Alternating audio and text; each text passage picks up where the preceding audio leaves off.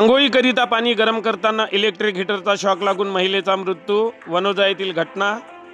एका 42 वर्षीय महिलेचा वीज प्रवाहामुळे मृत्यू झाल्याची घटना तालुक्यातील वनोजा येथे आज गुरुवार दिनांक 21 ऑगस्ट रोजी सकाळी 9:30च्या दरम्यान उघडकीस आली।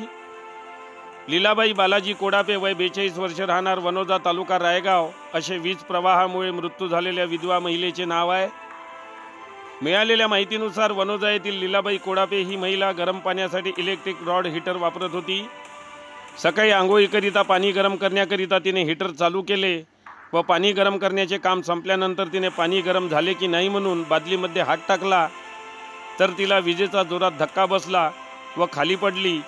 तेवढ्यात घराबाजूच्या काही नागरिकांनी लगेच धाव घेतली आणि पाहिले असता लीलाबाईचा एक हात चालू हीटर असलेल्या बादलीतील पाण्यामध्ये होता। त्यावरून तिला हीटरचा करंट लागल्याचे नागरिकांच्या लक्षात आले। तेव्हा नागरिकांनी लाईनची स्विच ऑफ केली व लीलाबाईला तात्काळ ग्रामीण रुग्णालय रायगाव येथे नेले असता मात्र डॉक्टरांनी तिला तपासून मृत घोषित केले। काही वर्षापूर्वी लीलाबाईच्या पतीचे निधन झाले होते, त्यामुळे लीलाबाई ही रोजमजुरी करून जीवन जगायची। लीलाबाईच्या पश्चात एक मुलगी व नातवंड असा आप्त परिवार आहे।